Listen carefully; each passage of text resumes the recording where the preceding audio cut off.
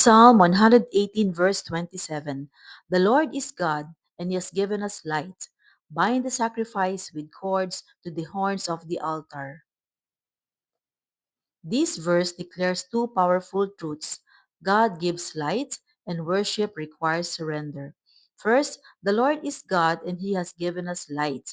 When life feels confusing or dark, it is God who brings clarity, direction, and hope. His presence illuminates our path and reminds us that we are not walking blindly. Then comes the call to commitment. Bind the sacrifice to the altar. In biblical times, a sacrifice was fully given, set apart for God alone. God has given us light through His Word, His Spirit, and His Son. The natural response to His light is surrender. May we live as people who walk in His light and willingly give our whole life to Him.